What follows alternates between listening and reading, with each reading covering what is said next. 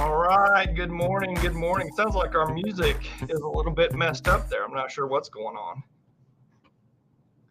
All right, good morning, good morning. Sounds like our music is a little bit messed up there. I'm not sure what's going on. That sounds like we have an echo there, or maybe something. Not sure. Hopefully, we don't have an echo.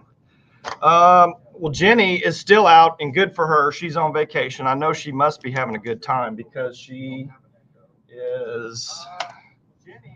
Hang on one second. I need to cancel something here.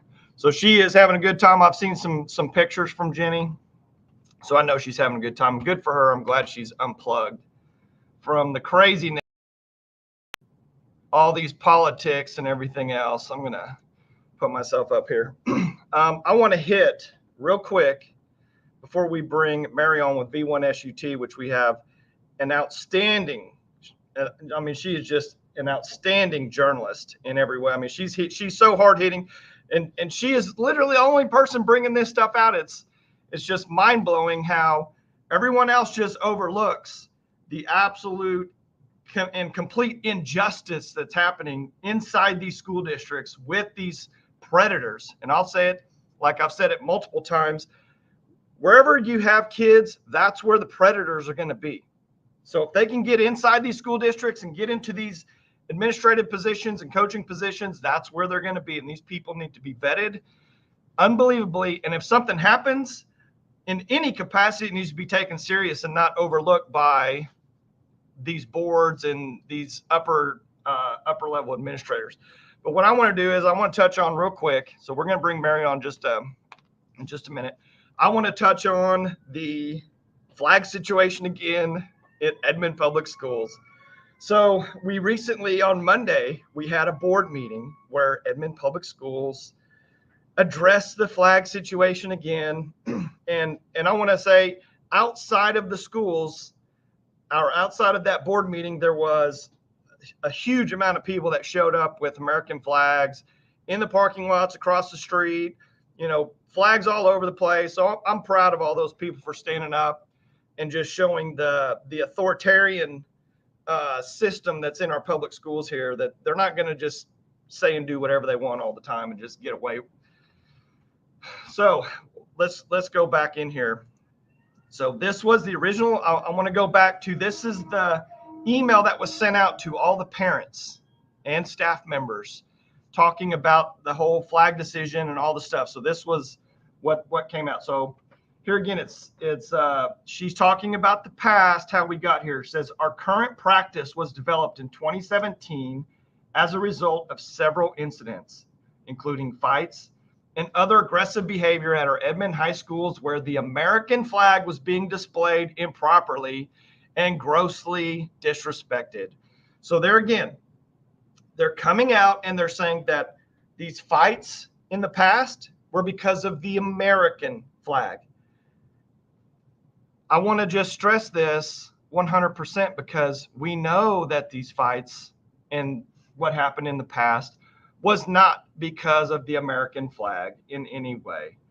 And I want you to listen to Dr. Grunwald's own words here as she tries to kind of dance around this issue. So we're going to play just about 10 seconds, and we're going to fast forward over to another spot. So here we go. Also at the same time, there were some parking lot incidents that pertain to flags that are controversial or flags that bring division being brought onto campus and cause some parking lot issues.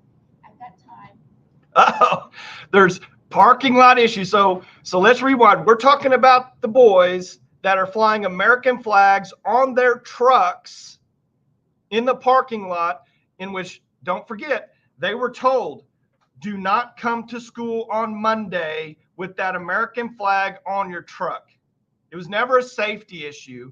It was never about anything else. It wasn't about, hey, let's help you properly display that flag.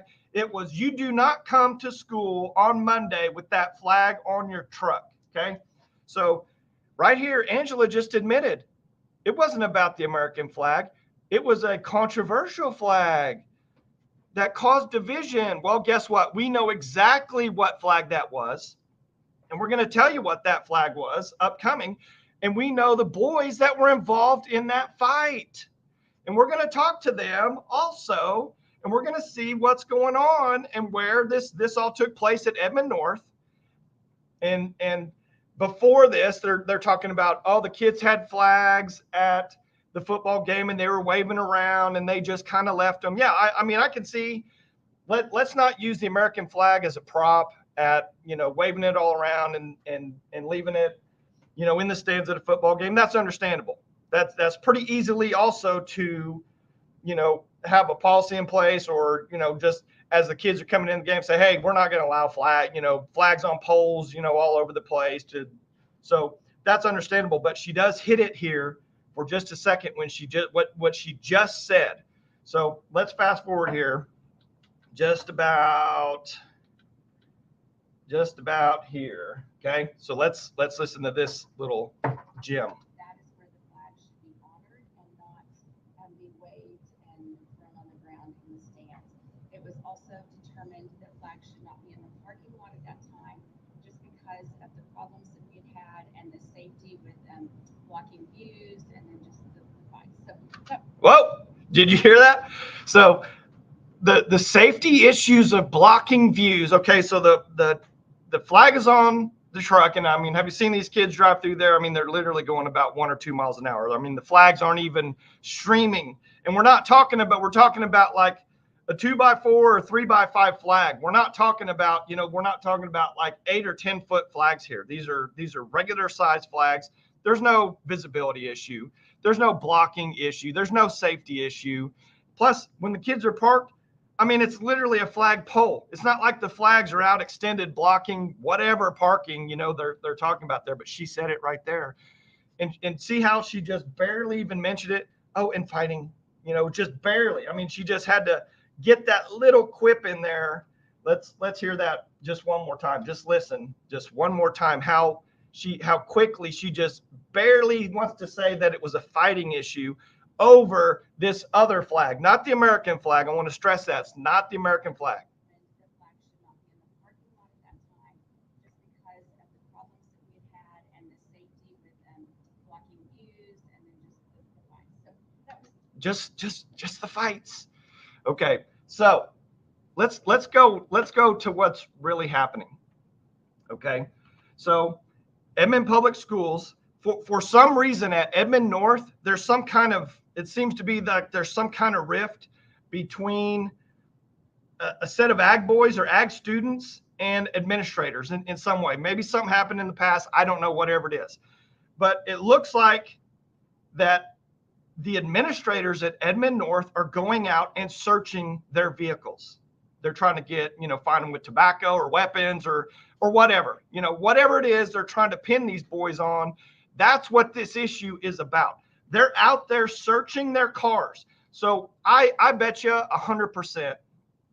I mean, this is just regular deductive reasoning.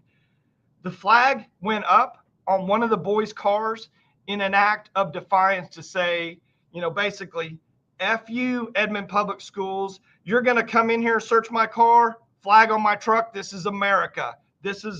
I have freedoms. You're not going to just come in here, carte blanche, search my truck, trying to get me in trouble. I guarantee you that's what this whole thing was about. So when the boys did that, when he put the flag on his truck, all of a sudden now the issue is that's like a slap in the face to Edmond Public Schools. That's literally what it is.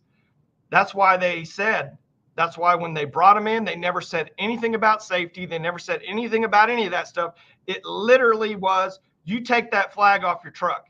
So they're going to search his vehicle in one way or another. And then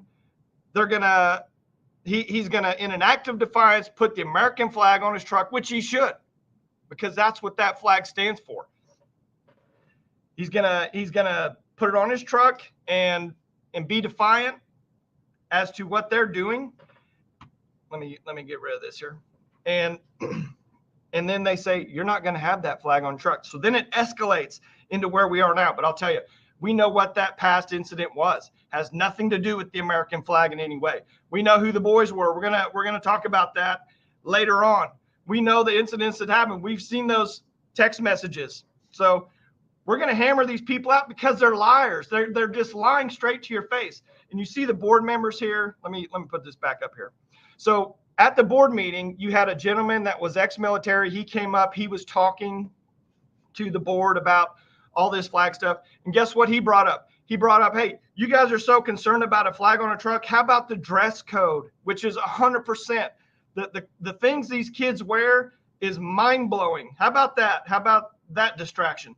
Then he brought up a couple of things, but I'll tell you what, and I'm going to tell you about the backbone and the actual quality people that you have sitting on this board right here in front of you, and the superintendent. That gentleman got up, and at the end of his, because they only give you your 2 minutes, let's not give anyone any kind of time to talk. So they gave him his 2 minutes. So he talked about the flag, he talked about the dress code, he talked about several things. So at the end, he said, you know what, I have a list of all the Edmond North students that gave their life for this country. Okay. So then immediately they're like, okay, your 2 minutes is up, blah, blah, blah. Where was a single board member, here, the superintendent, Marcus Jones, the president, the other two ladies here, where is a single one of them saying, you know what? In honor of those students, I want you to read that list. I want to hear these names. I want to put that on record.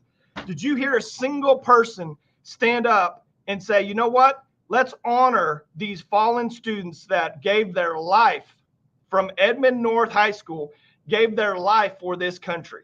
Did you hear a single one of these cowards stand up and say that?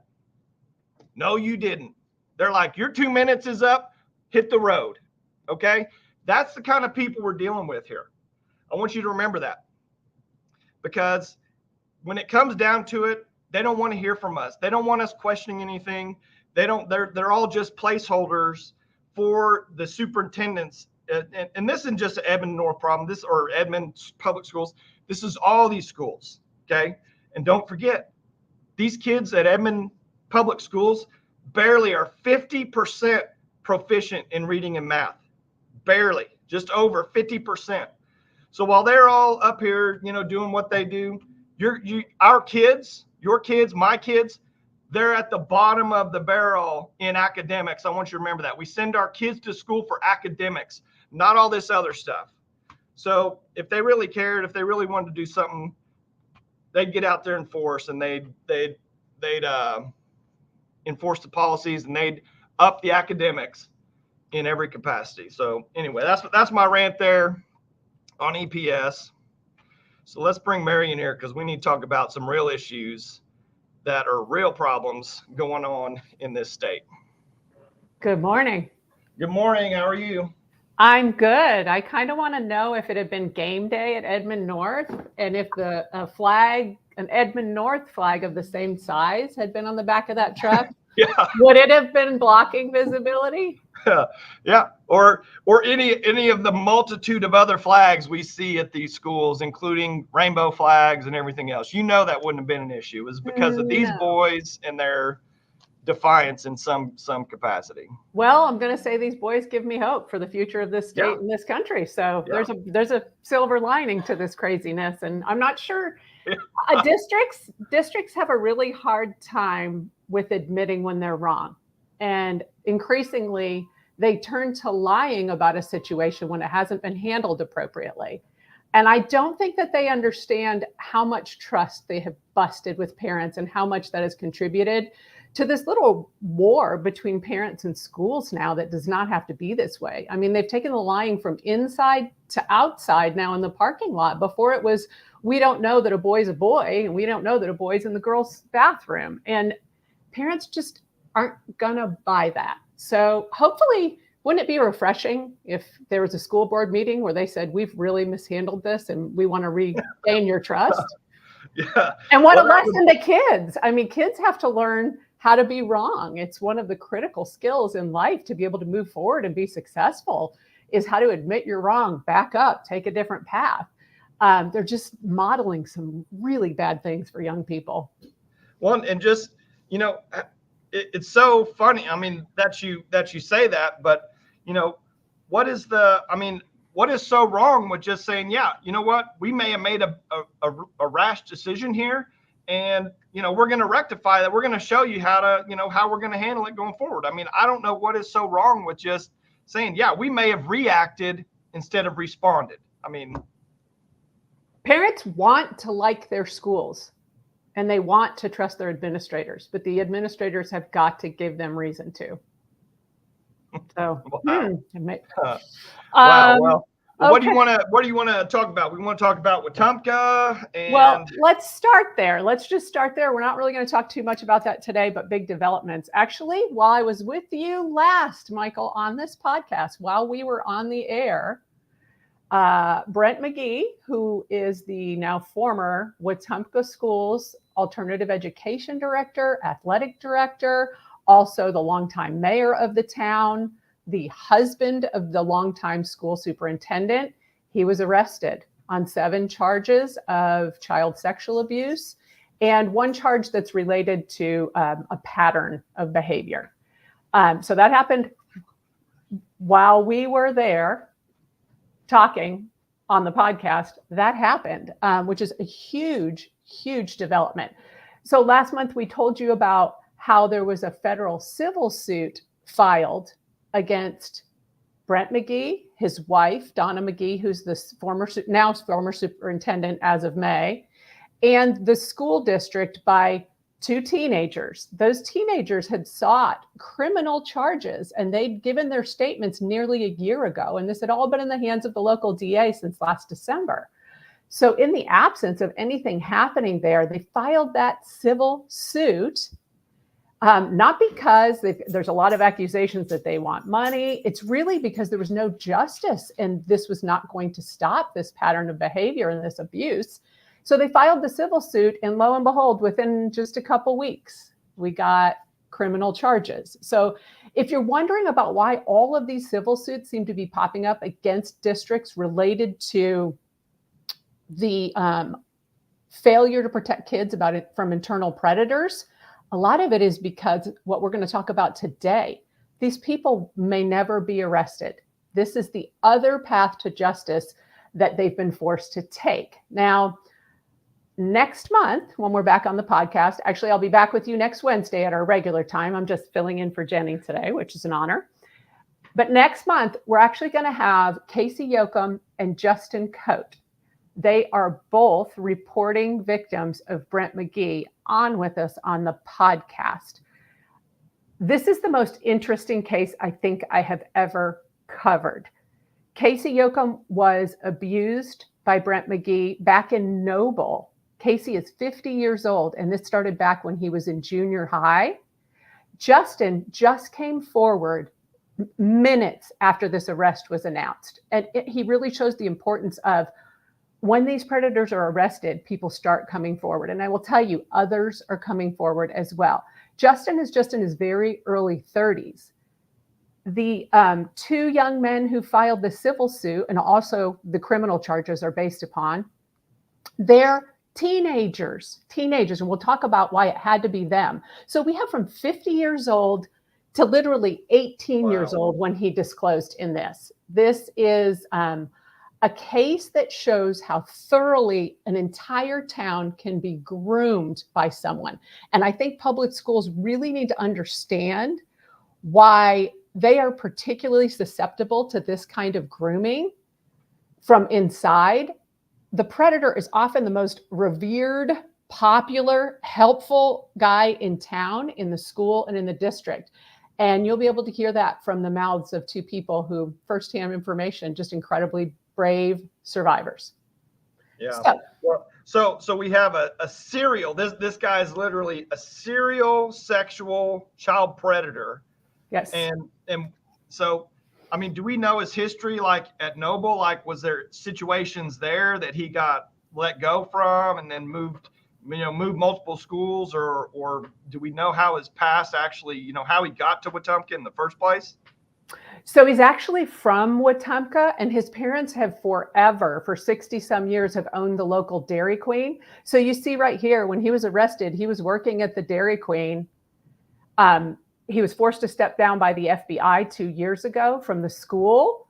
And then nothing seemed to happen. He was still at the Dairy Queen, where he employed most of his victims through the years. They were underprivileged kids who needed the money, and he employed them at Dairy Queen. He funneled them into the alternative education program at school. He had total control of their lives.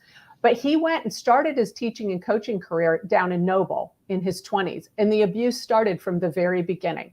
Casey Yoakum is now 50 years old, and he's aware of and in contact with, and has been for years, with 2 other victims who are older than he is. Wow.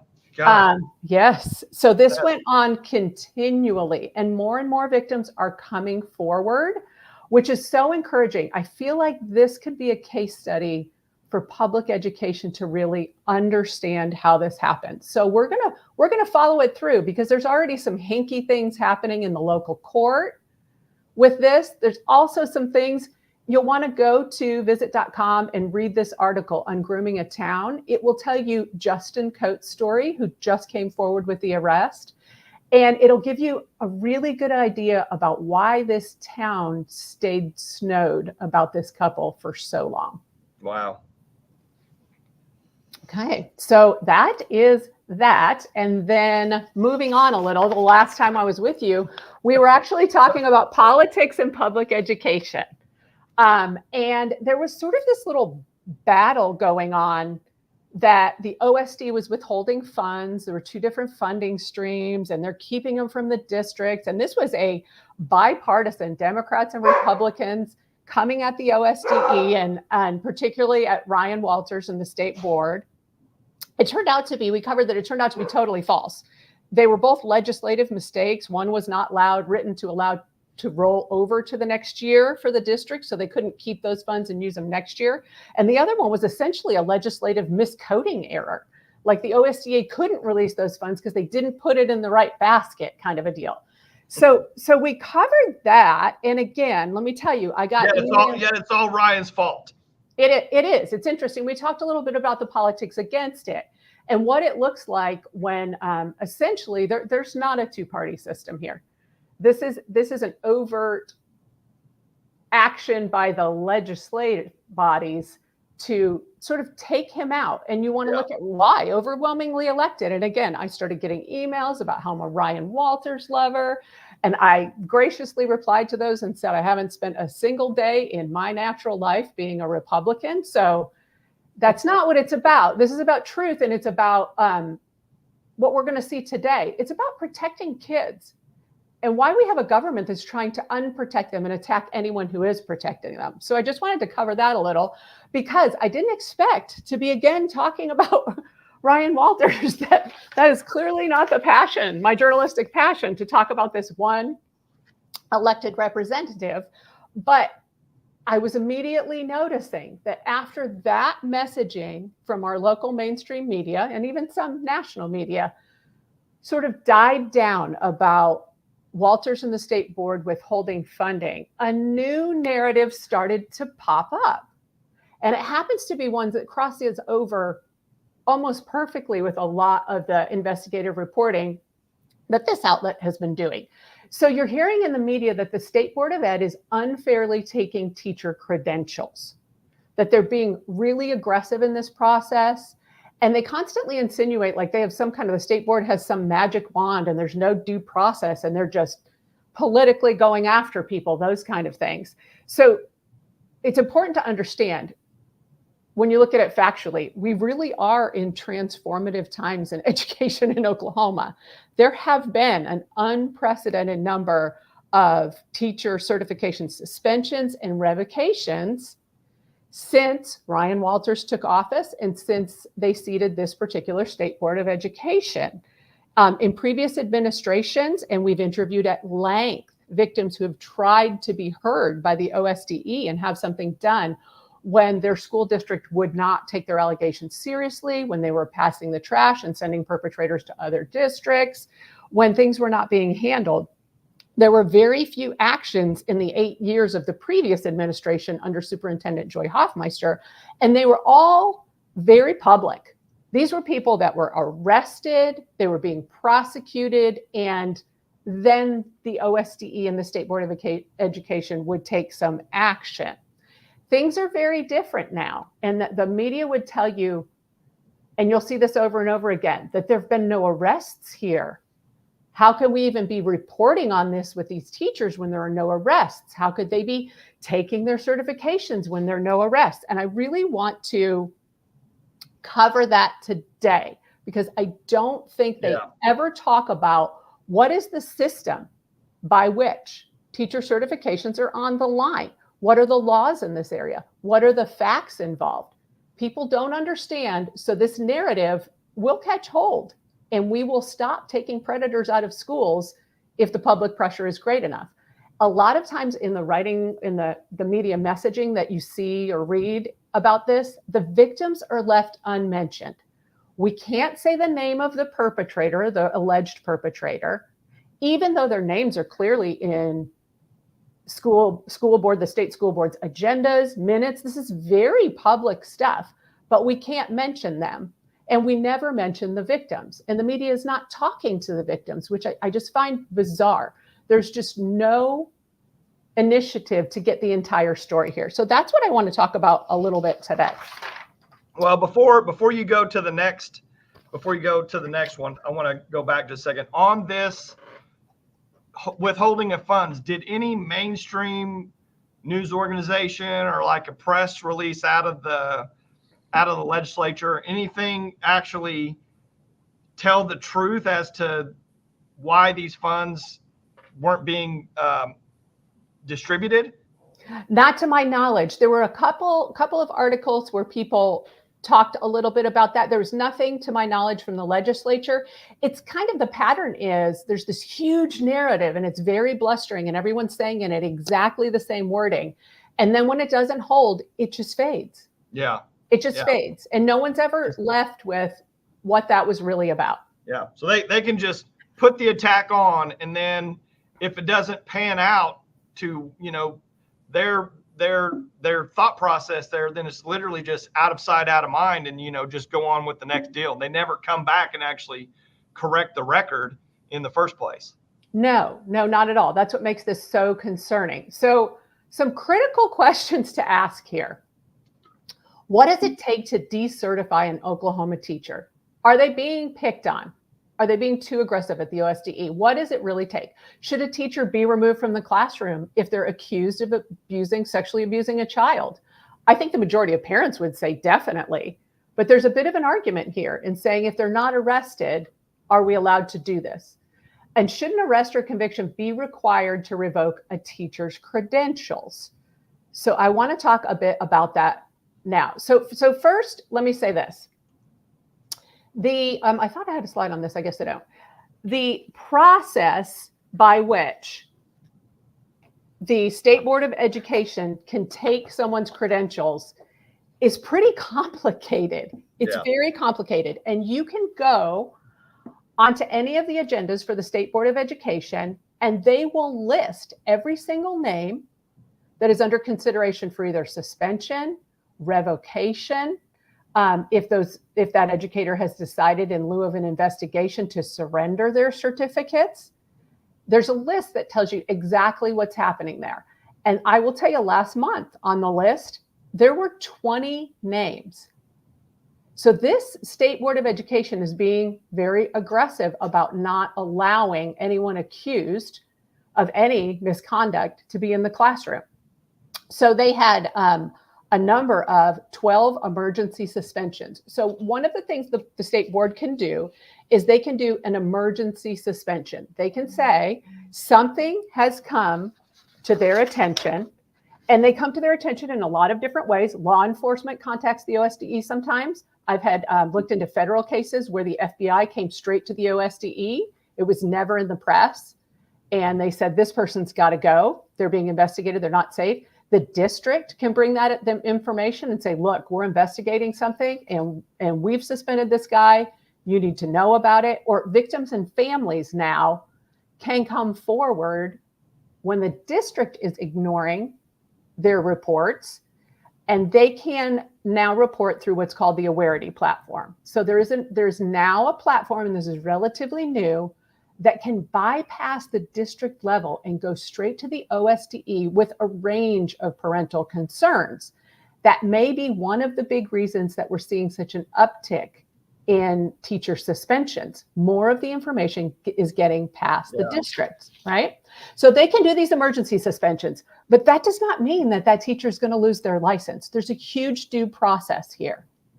So there will be an investigation. There's a due process that allows for that educator to request a hearing. These hearings are very much like a court legal proceeding in which they can have witnesses. They often have attorneys. Those attorneys are often provided through the teachers union to tell their side of the story. If the allegation is unfounded, found to be unfounded, you will see sometimes where that is not suspended. But other than that, if it's founded, they're going to move to revoke that teacher certificate. And even in the due process, there's a subpoena power. There is a range of ways that a teacher can defend themselves from an untrue allegation. So I just want people to know, this is not something that the board just does because they don't like a teacher or they are just automatically believing a victim. They're very much investigating. Yeah. Well, and I want to just probably, this is just my assumption, but in order to even get the emergency suspension, I would think that you'd have to have some type of like immediate harm or immediate abuse or something, that's pretty imminent to even get the emergency suspension on top of that. Right. And there is, if anyone wants to go look at this, Title 210 is all things education in our state statute. So in Title 210, 1-5-6. That is the legislation recently amended under the new rules with suspension and or revocation of certificates. It is extensive. And like you said, it lists exactly the reasons that a teacher certificate can be revoked. It lists all of the guidelines for an emergency suspension and what that looks like. And they call it an emergency action. This is extremely extensive. And the rights of the accused are extensive, even to the fact that if they're found that something has happened that warrants the actual revocation, so that's the removal of their certification, that they can contest that. They can come back again. So this is a serious process. One of the reasons I also believe the Awareness platform is clearly bringing more parents directly to the OSDE with their concerns. But I also think the presence of investigators within that building is something new. So in the past, our reporting about our Harmful Coaches series, which had the former female students of Little Axe and a group of coaches there that have been accused of abuse and a culture of abuse. Ashley Rowland, who came on previously on this podcast, tried for years to get the OSDE to investigate this, literally years. She was told repeatedly, we don't have any investigators. You'll have to do this yourself. You'll have to turn it all into us, right? So this was in the past. There just wasn't a will or a motivation to investigate child sexual abuse in schools. It's very different now. It took a little time under this administration to build a team of investigators, but they're clearly on a roll with this. So we're seeing more of the fruits of the labor of this new team that has come in. So just to clarify for those of you that may not go read 210-156, the board, like the superintendent and the board itself, they don't do any of the investigation or any of the hearings. They're not involved in any of that process. I think literally their job is just to look at the facts and say, yes, this needs to go into an investigation, yes or no. Exactly. So what will happen is some evidence will come forward. They may, based on that evidence, the board may choose to make a motion and vote to temporarily suspend the teaching certificate of that person. But then it will be referred and there will be an investigation. The investigators will take over and they will do their job. But then at some point, if there is grounds for revocation, they will refer it to the hearing officer. And that's what you will see in board minutes. It's being referred to the hearing officer, and then that process starts separate from the board. And when that hearing process is completed and that accused educator has had an ample chance to defend themselves and to show all evidence, those findings will then be referred back to the Board of Education. And they will make decisions and motions and vote based on that, whether they're moving to revoke that certification or not, or reinstate that certification. So really, it's almost it's similar to like a grand jury process where you'd have, a set of investigators putting on evidence. You can go through the whole court process, but then it's turned over to another body to actually, take action one way or another. Exactly. And that's how we're set up, because now we have an elected official involved and the people's voice involved, and we have this appointed body that's their job, to keep kids safe in schools. It's a lot like, if you think about it at the local level, your local school board is making those critical decisions based on information they're getting from the district and their own investigations. So it's very similar in the same respect. Yeah. Now, do we know like where these hearings take place? Or, are these the people that are running the hearing? Is there a judge? Is it like a regular court proceeding in some capacity? I have never, and I don't know if you're allowed to witness those hearings, but those are really good questions. And now you're going to make me want to witness one of those hearings. They're not open to the media. I do know that. But I would like to know. Those are really good questions. Maybe that's something at the beginning of next podcast we can bring back to you. Yeah. Well, I would just like to know, does this happen? Like, who are the actual judges or the actual proceedings? Who are the people that are actually involved? Does it go into district court somehow, or, just on a non-public docket? Or, I just wonder, or is it all within the SDE? Are these all people that are just employed by the SDE for that? To my knowledge, this doesn't flow into the state judicial system. And again, the idea of a judge in this is, there you go. The idea of the judge in this is sort of something we have in our mind because we think about that at a hearing. But this is about findings. They come to findings in these hearings, and then those findings go back to the state board. So nobody is convicted. This is not a criminal court of any kind. This is an investigative court. Okay. So Sherry Conley is saying there's a judge that hears it. Yeah. Okay. And proceeds over the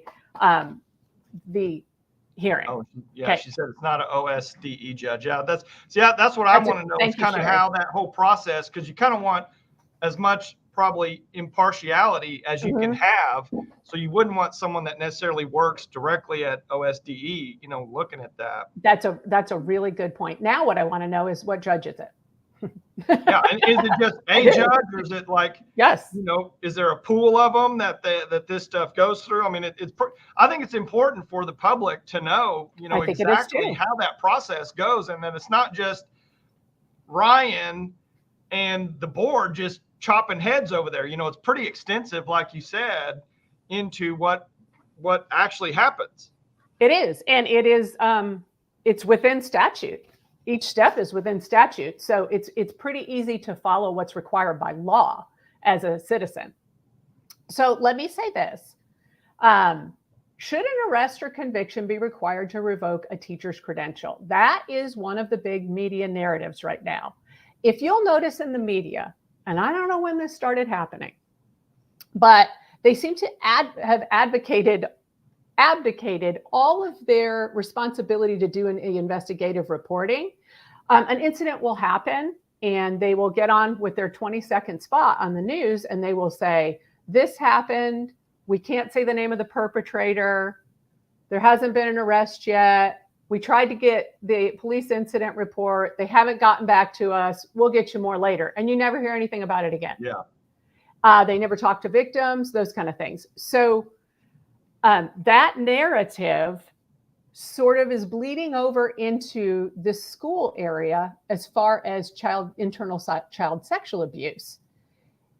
The problem is, if there had to be an arrest or conviction required to suspend or revoke a teacher's certification, this would allow many, if not most, predator educators to continue teaching, coaching, and having access to students. And I want to talk about why that is. I think people don't understand what victims are up against and what their options are as far as criminal justice and civil justice. So we've talked about this a little bit before. Let's look at the criminal side of this. And let's say, should the educator have been arrested before their certification can come under review? This discussion of statutes of limitations has been kicked down the road in our state so many times that it's hard to quantify. In 1990, they passed and they amended the law from 5 years to report the abuse to 7 years to report the abuse. Now, keep in mind, victims of child sexual abuse typically, primarily, never report. Second, they don't report when they're younger. Those years are so tumultuous with the trauma in the 20s and 30s, and we all know why they don't report until much later. So 2005, they replaced the 7 years with 12 years. And they said that could be from the age of majority. So they gave them up until 30 to report the abuse. Then in 2021, there was a House Bill 1002 that would have removed all limitations, but it was squashed. It didn't make it. It never became law. So then in 2017 actually, I should have gone to, is what we're under right now. The amended victim age became 45. So up until 45, you can report. The problem here is that it's not retroactive. And I want people to understand what this means. If you were 16 in the year, say 2010, right? You're a 2012 graduate, and you were molested or raped by your coach, teacher, educator. You had an extremely unstable 20s, which we understand is the norm. You're 29 or 30 now, and you cannot prosecute. You cannot press criminal charges against your offender because this was not retroactive. So I want people to understand that we're still in this window where most people coming to terms with their abuse will not get any justice criminally. Now, should that teacher or coach, because of the statute of limitations, continue to keep their teacher certification? That's really what we have to ask ourselves. Yeah. Because there would be the vast majority that there's no justice. So then when we look at this also legislatively, and we look at the civil side of this, you know, there's a lot of argument that this should be a local issue, that local school boards, they hire, fire all educators and all staff of the district. I don't know if anyone could really stand behind that position when they understand how much has gone on with internal investigations within schools that have gone nowhere, with passing the trash from one school to another, that we would leave them in charge of that. Particularly the nature of grooming. Schools as systems, I'm learning with every one of these stories, are particularly primed to be blinded by the perpetrators in their midst. They're the #1 reporters of child abuse in homes and with families. And when the kids in their classroom are experiencing something outside of the home that they see symptoms of, #1 reporters. Yet there's chronic issues with failing to report the internalized child abuse and trying to keep these criminal investigations internal. And I've really come to believe that this isn't as nefarious as we think, but it's because they know the perpetrator and they don't believe the accusations. They are groomed. Administrators are groomed, fellow teachers are groomed, and this is a very real thing that there needs to be a bigger conversation about. Secondly, when you look at civil options here, no one seems to understand this 2-year window, and I'm going to say it over and over and over. What we have done is we're holding teenagers responsible for stopping child sexual abuse in public education. The small print in that 2017 law says that there's only a 2-year window from the age of majority to take civil action. So now we know criminal action isn't happening in a lot of these cases. And you have to have the bravest of brave teenager with incredible support to come forward by tops the age of 19 to be able to take civil action against these. So now stop in a minute and think about, there have been a flurry of these civil actions. You know, we've had Kingfisher, we've got Shawnee, we had Wowoka, we have Wetumpka going on. And you think, oh, wow, this is a drop in the bucket of what's really happening, because those had to involve someone that was no older than 19 coming forward. It's incredibly rare.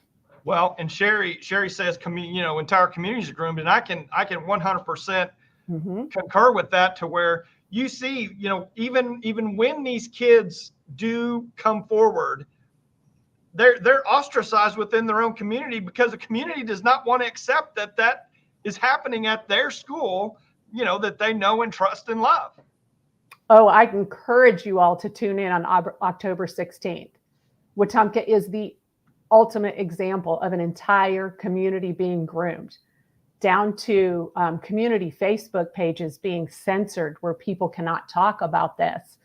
And then the community setting up different Facebook pages and those being censored to not be able to talk about these people who are, this is a confessed pedophile. There's audio recording of him admitting to one of his victims. So one of the things I don't want to miss here is this 2-year window that slipped into this legislation in 2017 that was supposed to allow justice for victims of child sexual abuse. So this only applies to schools, agencies, institutions. Who got this in there? So let's go back and talk about a little context. Yeah. At the time, and I want to say real quick, Sherry just said, and they get defended as being the nicest person. They wouldn't do that. I know them. I know it's hard. I mean, I've literally heard those exact words over multiple things, and just before you hit this, in these smaller communities where, a lot of this, you think in the big schools, this, I don't know if it's as prevalent as it is in the smaller communities where these people, like you said, Brett is, where they've got long family history in the community. They own businesses. They're in city government. They're in school. They're in, school administrative positions. They're tied in just so completely into that community. It's so easy to see how you could groom an entire place. Yes, some of them. Some are, the personality, that the teacher, the coach who just is the one who I've heard unloaded my car to help me set up my classroom. You don't understand how nice this person is. He also volunteers his time. It can be that. But then coupled with that in Wetumpka, you have to understand that these perpetrators seek positions of power. Superintendent, director of, the athletic director, the alternative education director, the mayor, sitting on the city council, who hires and fires the police force. He's not going to be arrested when he hires and fires the police force. These things it is very, very entrenched. Yeah. Well, and I think we've seen some of these ties, go into the law enforcement, the local law enforcement, that, they're not going to look at these, investigate these files, because, it's buddy system in one way or another. It is. There's definitely a level of, you see other nefarious things happening once a culture like this takes hold and someone has control of a community like that.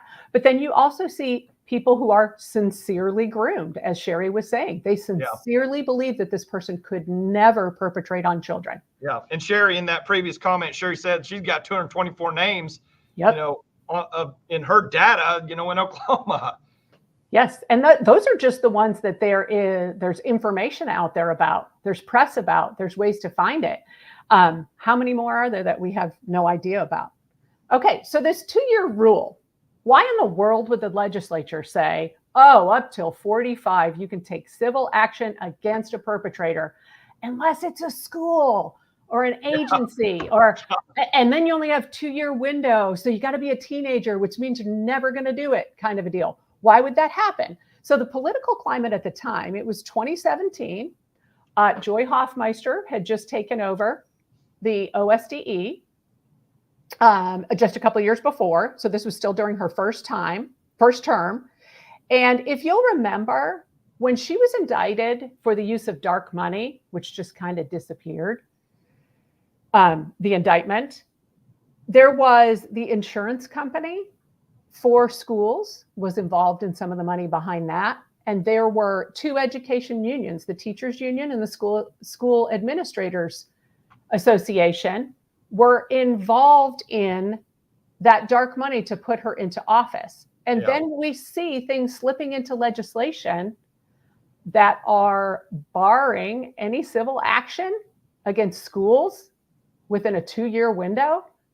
And it would have to be teenagers. That, to me, I would like to know more about what happened behind the scenes and how the legislators that were sponsoring that legislation ended up slipping that 2-year window in. It's very concerning.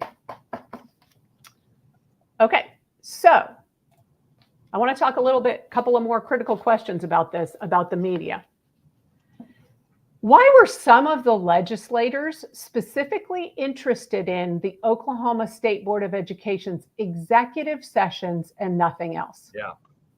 And I will tell you, the ones sitting in the last board meeting were 2 Democrats and 2 Republicans. So again, I don't believe this is a partisan issue.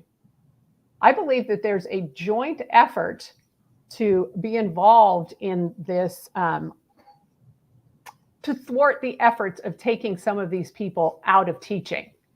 So you have to understand that in the executive sessions at the State Board of Education, it's a small portion of what happens there. Most of it happens completely in public. You can look at the agendas. The executive sessions are almost exclusively about teacher certifications, suspensions, and revocations. That's where they discuss the nitty-gritty details of what's happened to children and why we're here to discuss this. That is the only portion that they were interested in. In that meeting, and I can vouch for this firsthand, 2 of those educators were on their phones doing their social media throughout the meeting. They were on their laptops doing their email. They were not listening to what was a really productive meeting. There were important things happening in that Board of Education meeting. They discussed Tulsa doing so well under the supervision of the board that they were going to start to back off how often they needed to report to the board. There were huge things happen. They weren't listening. They were only interested in the executive session. Why is that? Any thoughts? Well, imagine that. Yes, they only want to be involved where these teachers are losing their certifications. How is child sexual abuse the #1 recruiter for the state's largest education associations? Let me tell you about an interesting conversation that I had recently with a longtime educator. Happened to be for his district, Educator of the Year, extremely resistant to participating in teachers' unions. And he talked to me about the pressure that there is for teachers to join the OEA. And every single year of his career, they come to him and they badger him and they pressure him to join the union. And he said, I said, so what is their argument? What is the union going to do for you?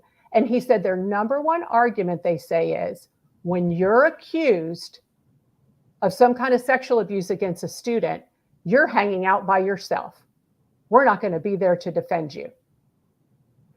So that seems to be, is that the #1 priority of the Educators Association is that they are defending teachers no matter what against accusations of child sexual abuse. He said he's heard this year after year after year. Well, and I'll when I ran for school board, and I talked to a lot of teachers, and a lot of them that I spoke to were not, they either quit the union or they didn't go into the union, but they literally said the union put so much pressure on them in that aspect of, well, you're going to get sued and there's no one that's going to be behind you unless you're with us. I mean, that was like the literal words coming out of their mouths. Like they were telling me to go ahead and, that was like their pressure to put on them to join the union. It is. And his argument back was, I'm never going to do anything to a kid. Yeah. I Well, don't need you. And real quick, Sherry asked, I don't want to get too far before we lose this, but Sherry Yes. asked, in that 2017 bill, do we have the bill number or sponsors for that, or the authors? Oh, yeah, of we that do. bill? Yep. So the civil procedures bill. Oh, the bill number. Or the authors, if you know them off the, Actually, Sherry, I'll get you that after. I'll email it to you. Okay. And make sure you have it, because I know Sherry, with what she's doing with her new organization, Broken Trust, I know changing some of that legislation is one of their very first priorities. And wiping those barriers to victims coming forward, whether criminally or civilly, is what's going to change this. Putting the power back in the victim's hands is what's going to stop this abuse. Yeah. Well, Dana just chimed in. She said executive sessions aren't public, so they skew what was said or not. Yes. And that's such an interesting point, Dana, because I encourage everyone, if you have time, go back and watch the board meeting from last month, the state education board meeting. It was incredibly interesting how they did this. They said, these legislators are here. They're forcing their way into our executive session. We don't know if we can legally do that. We talk about students in there. We talk about things that happen to students that are incredibly traumatic. There are laws about protecting student information, about protecting all of information, but there's specific statutes about protecting student information. And they said, until we have more guidance on this, we can't let anyone in who won't even sign a disclosure to say none of this goes anywhere. So that made perfect sense to me. But what they then did is they said, listen, sort of this, none of this it is really private. So what we decided to do, instead of tabling like this, like we did last month, and leaving kids in harm's way, possibly by not taking these teachers out of the classroom, that's essentially what happened by these legislators walking in. There was another month where accused perpetrators were still in the classroom because they couldn't go into an executive session to hear the details. They actually exchanged all of that information in paper form prior to the meeting. They distributed that to the board members, and they all reviewed all of the evidence, and they moved forward in public. They just never went into executive session. And they moved forward in public, and they made motions on these things, and they voted on these things. And I heard a lot of people say, we really like this. This was the most open and transparent board meeting we've ever seen. So to Dana's point, I think this can be done. This could be done without executive sessions. And then there's no reason for anyone to have to interject. That could go for local school boards as well. We see a lot of nefarious things happening in executive session that never see the light of day, and they never make it into the minutes in the way that they are required to by law. Well, and let me give you a little buzzword language for that, Mary. When you look at the agendas on the school board publications, they literally put like just the words new business and anything that may have arisen or that we don't know about, that may come up in executive session. I mean, that's how they cover themselves. They say, oh, there's new business that, we may not have been known to us at the time of publication for this, for the agenda. That's how they get away with that. It is. They go very generic, and as though that's actually keeping the public who voted them into office informed. Yes, that's an issue. We always want to remember that. The other real solution at the local level is run for your school board. That's right. Protect your own kids. So I want to go on to back in the media narrative here. I just happen to have run straight into, in my own work, a perfect example of this narrative that they're sort of pulling at the moment. Just a little context, our harmful coaching series, recently we published part 4 in it, and it had the statements of 2 former students of Little Axe who had accusations of sexual improprieties against a former Little Axe coach who is now the superintendent of Shawnee schools. So we listed those. Those were firsthand information from the actual victims. So these are allegations that needed to be investigated. And then something really strange happened. The Oklahoman on September 6th came out with an article. And this is the article on the left. Suspended Shawnee superintendent has ties to other teachers who faced state scrutiny. So the article focuses on, originally back in part one, we had reported on, this person's name is Aaron Espol. We had reported that he had hired someone who was a fellow coach back at Little Axe. He had hired him when he became the superintendent of Cleveland schools. He had hired him after a string of this man being let go from other districts for allegations of sexually abusing girls. After that, he filed a cease and desist letter on us. There was some communications. We were totally open to printing his statements, which we've done on 2 different occasions. But this has moved forward. When we printed his statements and he had complete denials of knowing anything about others abusing students, new victims started to come forward and say, yeah, well, he did know, and they allege that he perpetrated upon them. So that's what report 4 was about. Yet the Oklahoman goes back and focuses only on the superintendent's denial of knowledge of abuse by others. It fails to acknowledge any of the victims who are reporting alleged direct accusations against the superintendent. And it attributes the accusations to this outlet, not the actual published victim and witness statements and quotes, which is kind of interesting. Yeah. It refuses to provide names not arrested despite the OSDE. So there's several former coaches or current and former coaches involved in this. It won't provide those names, even though they've been fully published by the OSDE in their public agendas as they've suspended and surrendered certification. One even surrendered his certification, and that's clearly in the notes, but they won't talk about names. And there's no mentions in this article of attempts to contact the subject of the article, Mr. Espol, yet they used this outlet's communications with him as quotes and sort of cherry-picked him to seem like this isn't happening. They also directly question why the OSDE is investigating, because this man hasn't been arrested. So this is a perfect illustration of going after an agency that is finally doing its job in this one area. There does not seem to be a will by the media to allow this to go on either. Any thoughts on that?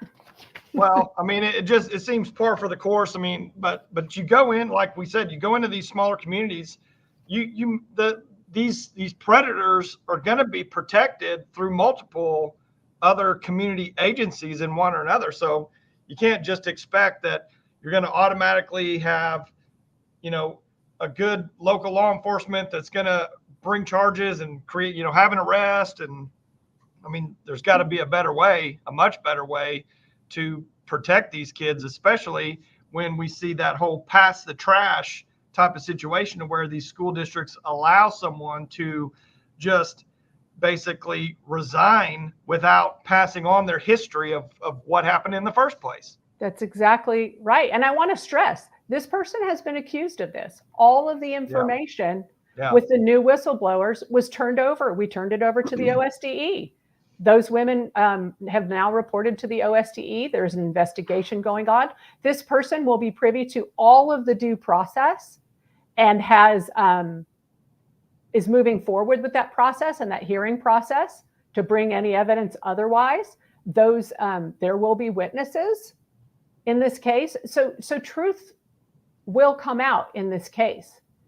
It's just really interesting that the media, our main newspaper in this part of Oklahoma, acted like there was no accusation against this person directly. Yeah. And it's mind-boggling. Yeah, and they should be the number one watchdog in these scenarios. And Becky says, and these behaviors are so entrenched. Why are school boards repeatedly enabling people in power to hurt our kids? They are often not good teachers, so why they keep them from failing up? I mean, it's pretty easy to explain that. I mean, you've got school boards that are completely subservient to the administrators, and they're basically told, these administrators know how to run the school. You back them up. If you don't vote 5-0 on every single thing they say and do, then that's a bad reflection on the school. I mean, I've had school board members from other schools, smaller communities, call and tell me that they've been pulled aside and said, if you don't go along with every single thing that happens in these board meetings, that, you know, you're going to cause major issues in the town itself. It's just incredibly interesting. Think back. Okay, what if this was Watergate? What if we go all the way back and this is Watergate, and some editor said to a journalist, yeah, we're not going to report on that break-in at the political office because they haven't been arrested yet.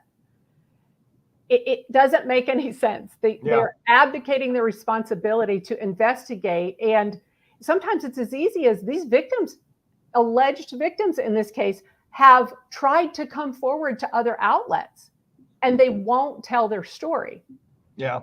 Well, and like Sherry's comment here, you know, I think it's so important that we have that Awareness program now, because we've seen in every single one of these school districts, and I can't tell you, Mary, how many parents have contacted me about all these issues with their kids where, you know, they're just completely stumped because either a sexual incident or some other type of abuse or something happened to their child, and the school literally did their own internal investigation that goes nowhere, completely nowhere. It stops at, okay, come in, tell us your story, and then that's it. I mean, it's literally done and over with. And Sherry pretty much says the exact same thing here in this, where, you know, they're just covering it up, or they're passing it off on other districts that didn't report it.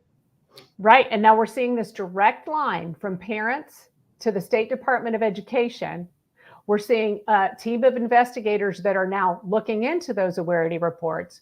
We're seeing the due process under statute playing out. And now we're starting to see a rash of teacher certification suspensions, revocations, and surrenders.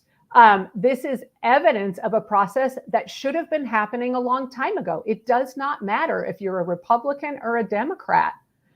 This should be wholly applauded as protecting children. But somehow the media is on the side of this uniparty in this. I don't understand it. They are. And Sherry makes that point in this comment right here about how hard they are on Republican representatives and senators on the votes, and where everything else is completely ignored. What the school board members are doing, representatives and senators are voted in by the people the same way school board members are voted in by the people. We all represent our constituents, yet no one holds school board members accountable. You know, and I mean, and like you said, if you can't go against the grain with these people. Yes. Well said.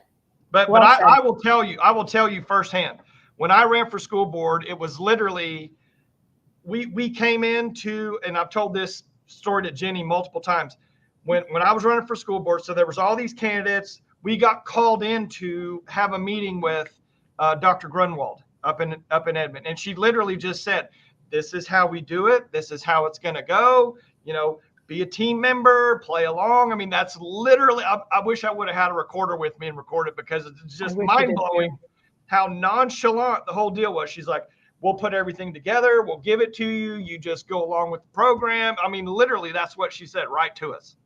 It's process over law. And we see this over and over again. And I want to say, there are good districts. There are districts that follow the law. I see them all the time. They report, they do the right thing. I'm talking about the other districts.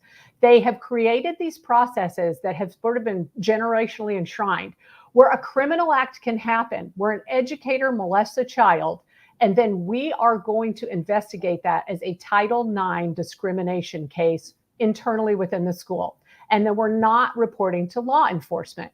And I can't tell you, that's against the law.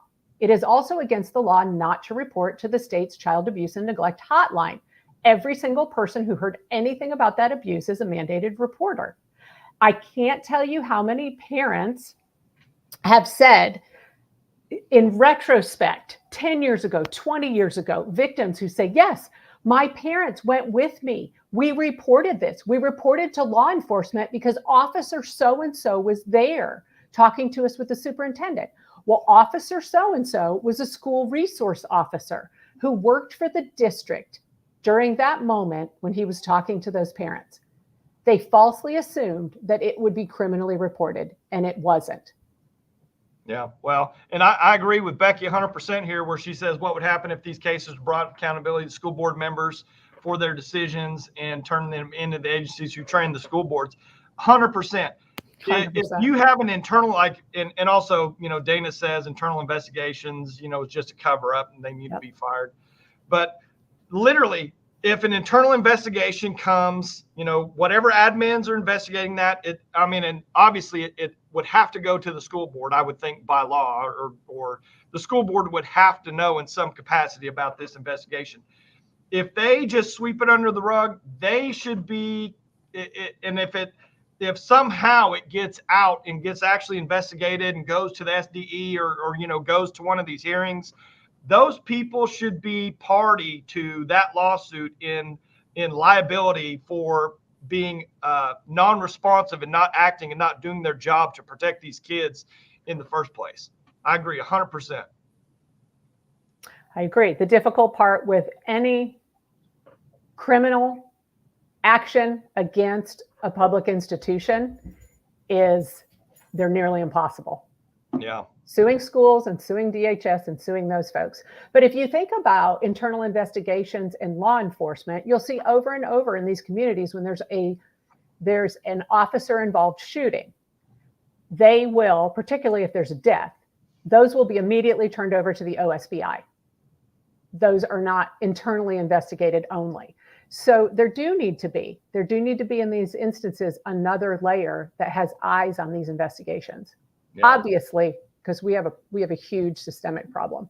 Yeah. Well, and I think Sherry makes the best comment here, especially for just every single person needs to know this, and we probably need to make a clip of this. She says, in our parent trainings, we're teaching parents that you go to law enforcement first, then report to the OSDE, then go to the school administrators, where the school administrators, they always want to get a hold of that first, so then they can do their own investigation.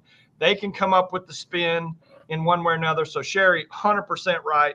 We do need to just, if there's an issue with Title IX, whatever, any kind of anything needs to just go straight to law enforcement first. Correct.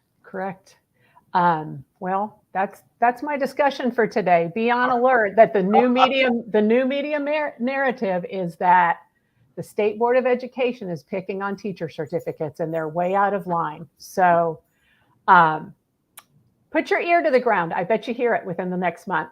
Yeah. Well, what's amazing is we go back to, the whole Wetumpka story. So this guy's a serial predator. Been in the system for 30, 40 years, however long he's been in the system. So that all of these previous school board, state school board, and superintendents, this stuff has come up in the past in one way or another, and they've never done anything about it. So, I know that we've hammered Ryan multiple times at Rope, and Jenny has, but you got to give Ryan one thing. The guy does what he says he's going to do. And that's what they don't like. They don't like someone coming in there and going on the other side of the story and actually telling the truth. They just can't take it when someone actually does what they're supposed to do. Yes, we need to never forget that public education is the bulk of our state budget. This is big money. Someday we should count the number of salaries in our state that are dependent upon that money, and we will start to see where our motivations lie. Yeah. Well, look at Sherry says McGee. Mm-hmm. I wasn't saying Brent. What name was I saying? Was I calling him the wrong name? I think I was. I know. I think you're okay. Yep. Anyway, Brent McGee went from Noble to Wetumpka. So he left Noble in 99. He was protected by his wife for the entire 30 years. Mm-hmm. She actually, So she came to Wetumpka as a teacher, became a principal, and then became the superintendent. So it's really interesting. And one of her first acts after she became the superintendent of Wetumpka schools was to set up the alternative education program in a separate building away from everything. It's a separate metal building, and put her husband over that program unsupervised with the most vulnerable students in the town. To pray, to, like you just said, to actually prey on the kids that are the most vulnerable, have issues in one way or another. Man, how evil. I mean, literally, how evil are these people? I mean, it's unbelievable that not just we, the parents, we, the people, but like all these publications, you look at the Oklahoman and all these news networks, how they are just so complacent in, I don't want to say just covering it up, but just not telling the truth, not telling the full story of what's happening, because these people need to go down. We need to shine light on every single one of these people. And it's so rampant, probably more so than anything, just in these smaller towns. It's just mind blowing. It is. In the smaller towns, a handful of people can control everything. And Wetumpka was really a mission for truth, because I saw Casey Yoakum, who was standing up so strongly and so openly with his story and being so brave and persistent about trying to find avenues to get his story out there. And that's where it started. But now this is a social experiment. We're going to stick to this to the end. What happens when truth is able to come out, and when public pressure doesn't let down and say, oh, okay, now he's not in the school, or, oh, okay, now he doesn't have a teaching certificate, or, oh, okay, he surrendered a teaching certificate, and keeps pushing to actually remove those people from children in their community, in their workplace, in their school. And now we're moved on to a new phase, I will tell you. It went from the phase of people coming forward, law enforcement being involved, and then the victims have to fight past, is the DA going to press charges? And now the victims are fighting past all kinds of things. Bail was lowered in this case based on absolute inaccuracies presented to the court at the warrant hearing. So there's some hometown cooking going on at every single level of these cases. And it makes you understand how difficult justice is for victims of child sexual abuse. Yeah. So we're going to cover it to the end. These two witnesses, these two reporters on October 16th are going to blow your mind. They are literally ungrooming a thoroughly groomed town. Yeah, well, I can't wait to hear that. Just another comment. I'm sure that in most of these places, if the local, and Sherry says here, 127 rural communities have been impacted through the data that she's gathered, which is, I mean, it's just unbelievable. But I'm sure, Mary, that if your local DA is not like just straight, completely above board, I mean, all these things are going to go to him. If he doesn't take action, that's pretty much it in the past. That's probably where 95% of these things stopped, was at the DA's office. Yes. And typically the victims trying to get that justice from the criminal side are the people in town with the least resources. They have no way to fight back. And it speaks a lot to the role of journalism that's been lost in rural communities, to keep public pressure on, to look and see what these elected officials and, school people paid through the school system, judges, DAs, school board members, all of these people, keeping them accountable for doing what they're supposed to be doing and not doing what they're not supposed to be doing. All of the rural papers have been bought out. They're all pretty much run basically out of this one conglomerate in Washington, D.C. and in Virginia. And they're not allowed a lot of times to do the kind of reporting that needs to be done to keep their community safe. It's scary. It's scary. I mean, you need that public outcry, that pressure from those local publications. Yes. To keep that pressure on that DA to go forward, to get justice in these situations. So I agree 100% that, this media driven, the part of it also is, I think people have such a short memory of everything. There's so much stuff going on. It's so easy to just get distracted by the next little thing here or there. We forget about what happened, but we need people like you, Mary. I mean, the information that you've brought out as just an internet published journalist is absolutely. I mean, you got like 10 spots in heaven, just all reserved for you, no matter what. You got 9 lives here. You got 10 spots in heaven for sure. I'm going to reserve those spots for the people who've come forward with this. I am amazed by the bravery of 2 teenage boys with very few resources in a town like this who've been completely vilified for coming out against their alleged perpetrator. And to watch others come forward and vindicate them and turn them from the town villains from the wrong side of the track to absolute heroes is absolutely my reward. They're astounding young men. Yeah. Well, I'll tell you, I mean, this goes back a long time, but when my brother was in high school, he's 11 years younger than I am. When he was in high school, they have one of these legacy football programs, and this was not in Oklahoma. This was in another state. They had legacy football program, with years and years and years of state championships. And there was a football coach that was actually sexually abusing the boys. And the one boy that finally came forward, he was so ostracized in the town, they literally had to move out and move to another town in order to protect their son. I believe it. I believe it. The grooming is complete. Yeah.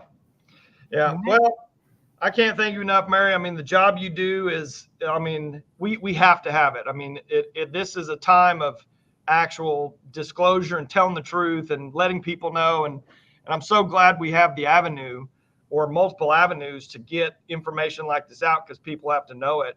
And like Sherry said here also, most people have no idea that your county taxes go to support those publications, like you said, that are all pretty much conglomerated into 1 or 2, large companies. I mean, it's just mind blowing. Information control. No, and thank you.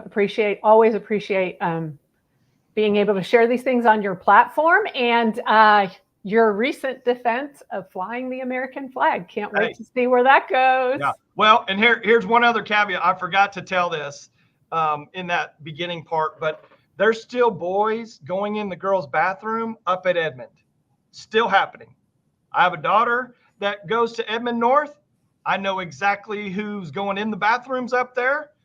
And we need to have a little come to Jesus meeting with the bathroom policy at Edmond North, because they seem to, it's not really that big of an issue to them.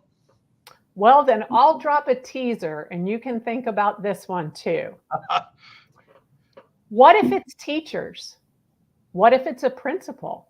Do parents have a right to know the actual gender of their educator?